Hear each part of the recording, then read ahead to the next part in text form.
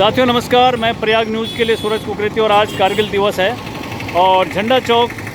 इस ऐतिहासिक झंडा चौक पर कारगिल के वीर शहीदों को यहाँ पे श्रद्धासुमन अर्पित किए गए। और अब हमारे साथ में हैं पूर्व सैनिक संघर्ष समिति के अध्यक्ष महेंद्र पाल सिंह रावत और राजेश बिष्ट जो उपाध्यक्ष हैं संघर्ष समिति के। और बताते चलें कि कारगिल दिवस जो मनाया जाता है,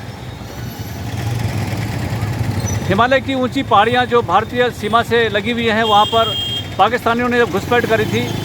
तो उसका मुंह तोड़ जवाब देने के लिए हमारे सैनिकों ने अपनी जान की परवाह किए बिना पाकिस्तानी घुसपैठियों को वहां से खदेड़ा और उसमें हमारे काफ़ी सैनिक शहीद भी हो गए थे, जिसमें ऑफिसर रैंक तक के भी शहीद उसमें सैनिक शहीद हुए हैं। और यह कारगिल की जंग पहली लड़ाई है जिसमें कि ऑफिसर, मेजर और कर्नल तक रैंक के जो हैं सैनिक मोर्चा संभाला उन्होंने। तो अब हम बात कर रहे हैं महेंद्र पाल सिंह रावत जी से। रावत जी, आज कारगिल दिवस मनाया गया है और क्या कहेंगे आप कारगिल दिवस पर? जैसे कि आप जानते हैं कि आज ही के दिन भारतीय सेना ने अपने अदम्य साहस के द्वारा कारगिल की पहाड़ियों पर पाकिस्तानी अतिक्रमणकारियों को भगाया तथा एक बहुत बड़ी जीत वर्तमान भारत ने पाकिस्तान पर की। मैं आज इस दिवस पर अपने पूर्व सैनिकों के माध्यम से उन आत्माओं को, उन पुण्य आत्माओं को नमन करना चाहता हूं जिन्होंने इस देश के लिए अपनी जान को निछावर किया है। जी, आपके संज्ञान में मैं कुछ सैनिक संबंधित कुछ जो यहाँ पे काफ़ी सैनिकों के साथ अन्याय हुआ है जो मेरे संज्ञान में है, हालांकि आपके संज्ञान में भी होगा। यहाँ पे पूर्व सैनिक या जो वर्तमान में सेना में हैं या सैनिक विधवाएं हैं, उन्होंने यहाँ पर हर एक की उम्मीद होती है कि हम मैदानी क्षेत्र में बसें, वहाँ पर हमारे बच्चे स्कूल पढ़ेंगे, कॉन्वेंट की पढ़ाई पढ़ेंगे, हर एक चाहता है। और आज अच्छा भी है कि हमारे एक सैनिक का बेटा जो है आर्मी में सेकंड लेफ्टिनेंट बन जाता है, एनडीए फाइट करता है 10+2 की पढ़ाई इंग्लिश मीडियम से करने के बाद। क्योंकि भारतीय सेना में जो है पहले से ही अंग्रेजी का बोलबाला रहा है, अंग्रेज़ों ने हमें प्रशिक्षित किया है। हमारी 3 रेजिमेंटें उत्तराखंड में हैं और पैरामिलिट्री फोर्स, और जो हमारा आंकड़ा है 18% भारत की सेना में उत्तराखंडियों का योगदान है। तो आपके मैं संज्ञान में लाना चाहता हूं क्योंकि आप पूर्व सैनिक संघर्ष समिति के अध्यक्ष हैं, सैनिकों की लड़ाई लड़ते हैं और सैनिक विधवाओं की लड़ाई लड़ते हैं, सैनिक परिवारों के साथ अन्याय होता है उसकी लड़ाई लड़ते हैं। रावत जी, कोटद्वार में कई ऐसे सैनिक परिवार हैं जिनको यहाँ पर प्लॉट दिलाने के नाम पर, फ्लैट दिलाने के नाम पर रियल एस्टेट के कुछ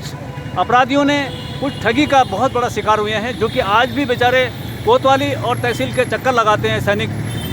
1-2 महीने बाद वो अपनी ड्यूटी पे चले जाते हैं, फिर दिखाई देते हैं। ऐसी कई विधवा महिलाएं भी हैं जिन्होंने यहाँ पर आशियाना बनाने के लिए उन्हें विश्वास में लिया गया और उनके साथ धोखा हुआ है। तो ऐसे परिवारों के लिए आप क्या कर रहे हैं?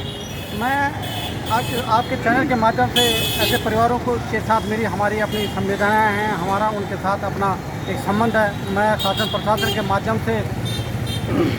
आपके चैनल के माध्यम से कहना चाहता हूं कि जो वर्तमान में इस प्रकार की जो विसंगतियां और इस प्रकार की जो कार्य कुकृत्य एक पूर्व सैनिकों के साथ या सेवारत सैनिकों के साथ किया जा रहा है, तो मैं सरकार से एक विनम्र अपील करना चाहता हूँ आज इस पुण्य दिन के अवसर पर कि वे एक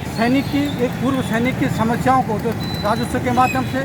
या स्वास्थ्य के माध्यम से या किसी अन्य क्षेत्र के माध्यम से उनके पास आते हैं, तो उनको वरीयता क्रम पे उनका निराकरण करना चाहिए। मैं सरकार से यह भी अपील करना चाहता हूँ कि इसके लिए अलग सा तहसील स्तर पर एक हेल्प डेस्क पूर्व सैनिकों के लिए बनना चाहिए। नगर निगम के अंदर एक हेल्प डेस्क बनना चाहिए जिसके माध्यम से पूर्व सैनिक या सैनिक, क्योंकि वह अल्पकालीन छुट्टी में घर आते हैं, अल्प अवधि के लिए छुट्टी में घर पे आते हैं, तो उनको समय मिले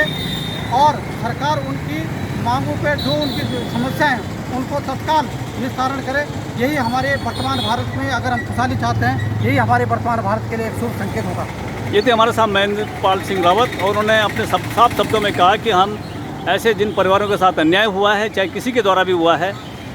उसके लिए हम जो है यहाँ पे हेल्प डेस्क बनाएंगे और हमारा पूर्व सैनिक संगठन उन लोगों की लड़ाई लड़ेगा। अब हम जो हैं राजेश बिष्ट जो हमारे साथ में हैं, उपाध्यक्ष हैं, सर, आपका क्या कहना है आज कारगिल दिवस पर और क्या संदेश आप देंगे आज? ठीक है सर, कारगिल दिवस जो कि हमारे पूरे भारतवर्ष में मनाया गया है, इस दिन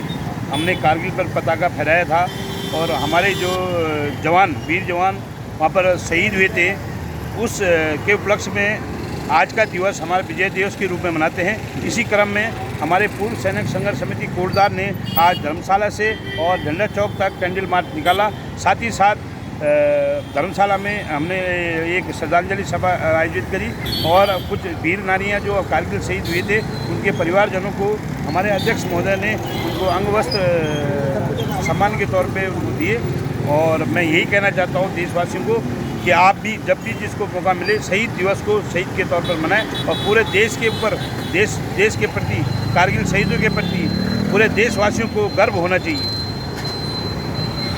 ये थे हमारे साथ राजेश बिष्ट, उन्होंने भी अपनी बात रखी है कि सैनिकों को सम्मान मिलना चाहिए और सैनिक परिवारों के साथ में कहीं भी जो है किसी तरह की जो